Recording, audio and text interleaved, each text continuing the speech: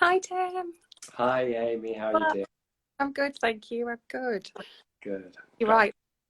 Yeah, I'm glad we got it working. It always takes a few seconds to connect. It does, it does. And the sun's gone in, luckily, so I'm not getting blinded from one side anymore. I know just having any sun though is exciting right now. Oh, so exciting. The fact that we can even, walk outside and think, oh, I can take, one of my 7 layers off. Yeah. Um, Good. Well, we'll give it another minute before we get going. Just let people join for our talk about queer rural connections today. Are you at the office today? Or are you working from home? Working from home, yes. And the endless amounts of books around me and library that we kind of carry around. Yes, working at home. Very good. Very good. Okay, let's get started. So, hello everyone. Welcome to our second of our Queer Rural Connections Instagram lives. These are a series of conversations that I'm having with people in the LGBT community who are part of our project about making a show and theatre piece, which will happen later this summer, exploring queer rural lives. We've been working with some amazing partners. And today I'd like to introduce Amy Hitchings, who she did a first class honours degree in law at the University of Reading and now works as a frontline support officer at Support You, a wonderful organisation. Is it a charity, Amy?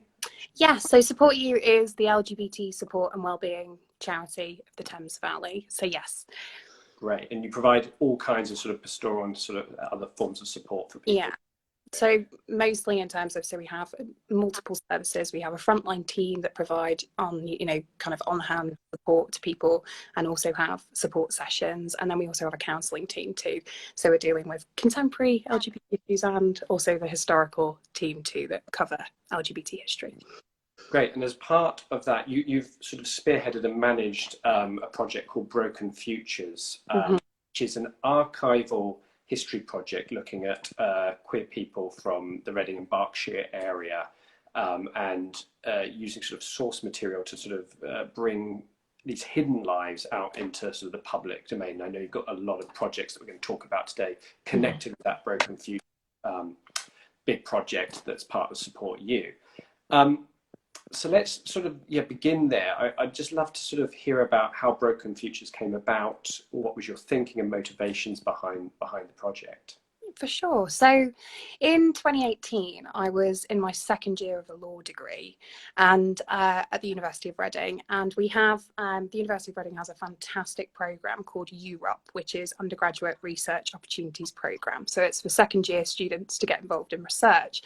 And I applied alongside my current colleague, George, and we were successful. So we started this project with Dr. Catherine Harlow from the Classics Department at the University of Reading, and then we also have Mark Stevens, who's the County Archivist for the Berkshire Record Office. And we had a 6-week time period, and Mark kind of said to us, let's open up these records, let's use these search terms and let's see what we can find. He didn't know if we would find maybe 1 or 2, or maybe we would find 50. So we really had no idea what we were doing going into this research and who we'd actually locate from the sources. So we started the project, and after we found 78 men, and we had some time to do basic biographical tracing on these people, and it kind of sparked this awareness that we had a large amount of content in this research and what could we do with it. So we took it first to the Festival of Social Sciences that was at Reading Minster, and there we kind of clearly saw the need to get community voices in this research and to actually have community volunteers to work with us to kind of find this research.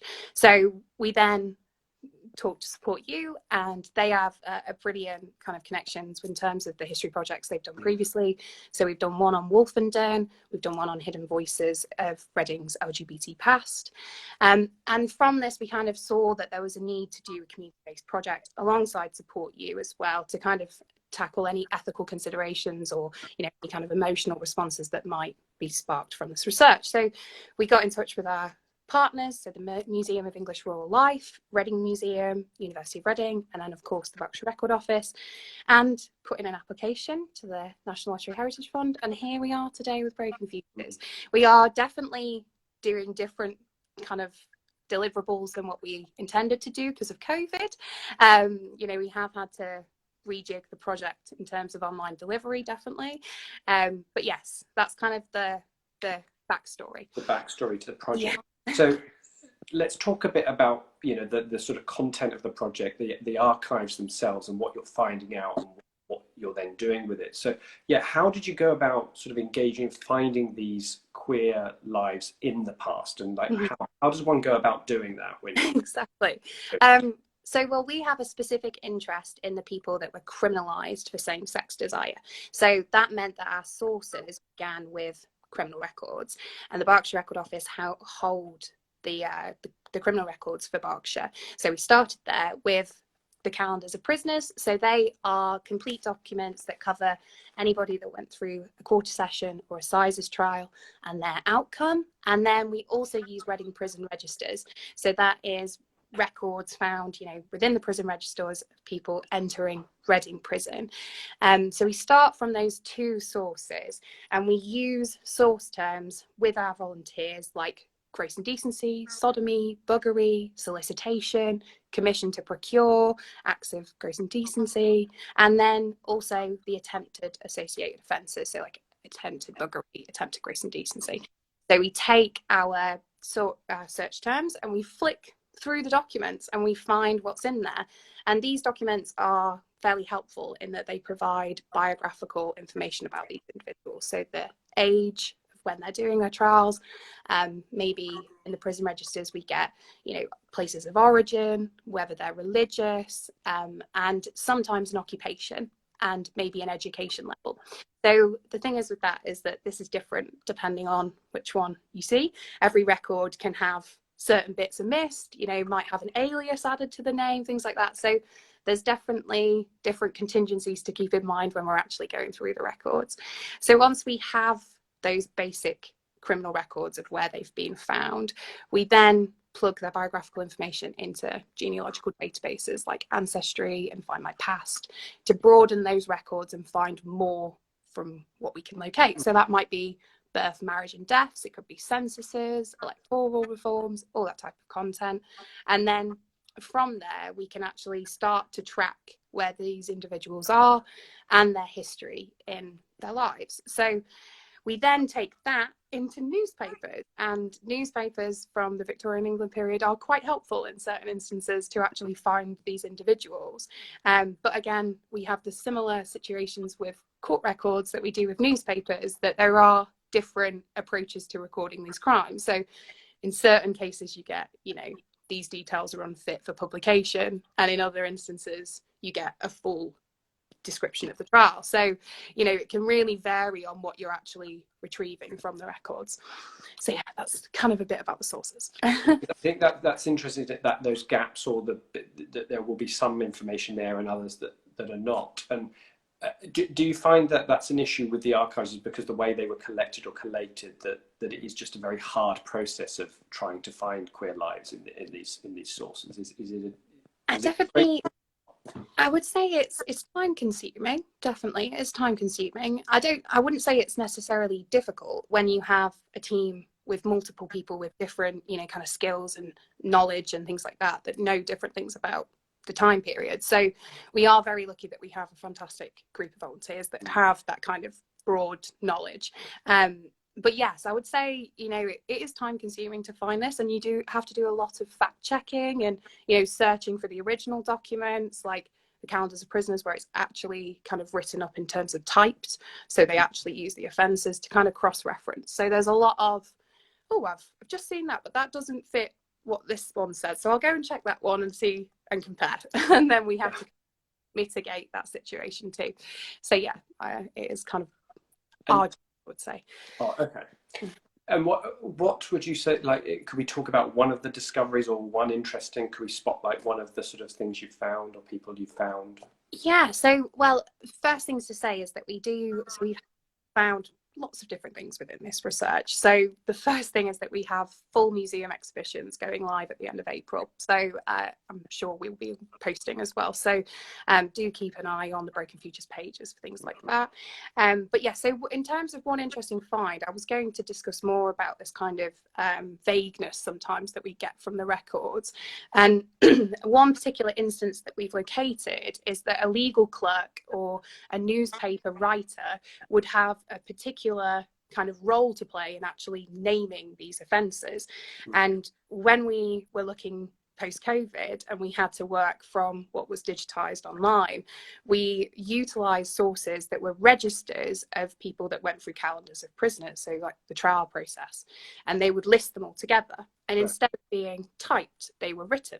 So it was a legal clerk writing how many people who'd gone through and what offence done. And this legal clerk used the term sodomy, and sodomy is actually the group of offences where buggery is included in the Offence Against the Person Act. So it's not actually technically a legal offence, it's buggery. So there are discrepancies between how different actors at the time would have actually used different terms to relate to this kind of behaviour. And we can also see that in newspapers too, where we see things like details are unfit for publication, or they maybe label it as an unnatural offence or an abominable offence or a certain offence. So in certain places they are omissive about actually talking about this action, the action that they're criminalising. And then at the same time, we then have a situation where this offence was included between same-sex sexual activity and sex with animals. So this kind of grouping together of these, kind of legal principles mean that when you're actually engaging with the records, what can appear on the outset to be gross indecency, to be buggery, may actually be buggery with an animal. And again, that is because of the way that these kind of behaviours were treated and then criminalised and grouped together. And of course, we know that they are completely separate and, distinctly detached from each other. Yeah. So, that can be quite interesting to actually get around, and then also mitigate the need to search really in depthly to locate the stories before we make any claims about what these actions were, because historical records are in themselves, full of intermittent differences and discrepancies that you have to work around. So yeah. And how do you deal then in terms of thinking about how you write about these people, keeping those ethics, I suppose, in mind? How have you talked about that? How have you thought about that as you're recording and not wanting to mislabel people? Can you tell about that? Well, one of the main things is archival silences. We modern day perspectives of identity and sexuality can't map neatly onto these people's lives. So, we can't make claims that these people are LGBT because we don't know if they would have actually used those terms to define themselves. So one of the things that we do is to talk about the actual act. And obviously that comes from the essence of the research, the fact that we're dealing with an offence that criminalised evidence based on two people having sex together, and then gross indecency, sexual activity. And with that, we talk about the actions instead of any attachments to identity. And that's how we then mitigate this kind of ethical concern about how we engage with historical records and the kind of narratives that we bring out of them. So people can resonate with them, but we don't need to label it. It's like, this is of interest, but yeah. And it's it's part of the history. It's part of the idea of two people having sex of the same gender. So we need to bring out this history whilst keeping in mind those kind of constraints and situations that are existing in Victorian England and the differences between the contexts, for sure. Yes. Yeah. And why do we think that in terms of like why is queer history important? You sort of touched on some of that there, that in terms of that we want to bring these stories out. But for you, what's the kind of emotional drive behind that, and how do you think about history in that way? Yeah, for sure. So firstly, archival silences are one of my initial kind of, the reasons why we have to highlight histories of queerness. Archives often produce such a heteronormative kind of expectation of what we can see within the records. And, for people today that are looking at their behaviours or their interests and comparing them with people in the past, the first thing that we said at our volunteer group was, this has happened. People were criminalised for this. And people were shocked. you know. So the fact that this kind of treatment isn't actually kind of publicly shown or publicly made aware of, you know, obviously things like Turing and Oscar Wilde have been discussed, but the ordinary lives of people that live day to day, you know, haven't or really been discussed as much. And we need to bring that apart, that kind of need to bring ordinary people into the discussion. And then also the kind of context that you were discussing last week with Joe about, you know, the myths that exist within rural spaces and how we, you know, attach queerness to rurality. And, you know, our research shows that people have existed and had these, you know, kind of, you know, choices, behaviors or whatever for so long, that queerness and the countryside are actually together and can be found where people are living in countrysides and queer. So, you know, again, that's a real need to kind of debunk these myths that exist within queer heritage and to actually, you know, broaden the perspectives and narratives we actually talk about in our day-to-day, you know, kind of history chats. the way so that when, you know, when LGBT people are going to places like the Museum of English Rural Life and that, they can feel like there is a heritage there, whereas maybe we haven't shined enough sort of light on that, you know. Before. And the voices as well, you know, the different people that have lived in different places. You know, I think that's part of the uniqueness of this research, is that one story isn't the same as everyone else's. And I think that is another thing that we, you know, kind of can discuss and is really important to highlight, is the differences between people and the ways that they, you know, have behaviour. So yeah, when you're entering these spaces, these museums, these archives, or you're, you know, going on their websites, you start to actually see a more diverse narrative being and I think that's probably such an important part. Yeah, absolutely. Well, and I should say that as part of your work, we're going to be integrating some of those case studies into sort of, you know, create some of the dramatic roles as part of our show. So we may get to see some of these characters come to life in the summer, which is sort of another way into this history. But can you talk about some of the legacies that Broken Futures will have aside from that? Yeah, definitely. So, well, first thing is this idea of ordinary people, you know, ordinary people in rural spaces going about their day-to-day lives and actually bringing out that kind of need to talk about how rural spaces can be queer and have been queer. And we need to, you know, kind of open up a discussion around that. I think another part of the legacy behind Broken Futures is community-based research and the kind of, you know, the benefits that can come from having multiple different angles and perspectives, you know, approaching this research and considering these people's lives within these ethical considerations too. And then another part of the legacy is the walking tours that we have, you know, the fact that you can walk around your local town that you didn't know, you know, that house was connected to some form of, you know, LGBT history or queer heritage, and start to see places that identify with certain things that you identify with too. And one of the other things that's come out of this research is the need for future kind of research specifically at Support You. I know Support You are very interested in this, but, you know, in other areas around queer people of colour, women, you know, trans lives in the archives, and actually trying to bring out different narratives too. You know, sex between men was criminalised, and consequently that means our research is in those offences and from that kind of male gender. So, you know, it's important to bring out different narratives too.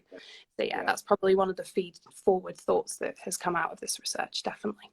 But it's a beginning, because I suppose the other thing is that a lot of those particular stories may have ended up being quite sad or having, because of they're being criminalised, but there are other ways maybe we can sort of attack the archive, find other stories. And definitely, you know, one thing that we have to be aware of is this can evoke emotional responses from people, you know, not only the people that are living these stories and, you know, have these lives, but actually the people that then recollect these lives. So it's you know, learning from experiences that other people have had, and, you know, and again then moving forward more towards perhaps queer heritage from different records. You know, one of the things is that there are definitely records, we just need to find them. Yeah. That's so exciting. So let's just remind people where they can follow your work. So where should they go and how should they engage? So, well, we have Breaking Futures Twitter and Facebook page, so please do get in touch with us there. We also have a website, is brokenfutures.co.uk, and you can get in touch with us through our Support You hashtag hashtags accounts too. I think, you know, hashtags accounts, I get all this jargon, but yeah, you can yes, you can get in touch with us through Support You's sites as well. And we also have all of our deliverables, museum exhibition, a walking tour, and a toolkit on how to do this research in other places, available at the end of April too. So sure, we'll put all that on as well. But yeah, thank you so much for having me, Tim. Thank you. Yeah, thank you, Amy. It's so fascinating, and we're really looking forward to sort of bring some of these characters to life as well. And I think that would be an exciting prospect this summer to be doing that. And thank you for joining us. So next week we're going to be talking with Christopher Adams and Queer Books about rural experiences within a sort of queer history in the post-war period.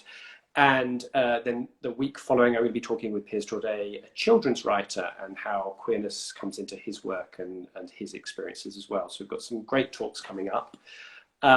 Thank you again, Amy. That's been wonderful. And it's just such an enlivening project and fascinating. So I think, queer history and queer rural history in particular is something we're going to be talking a lot more about.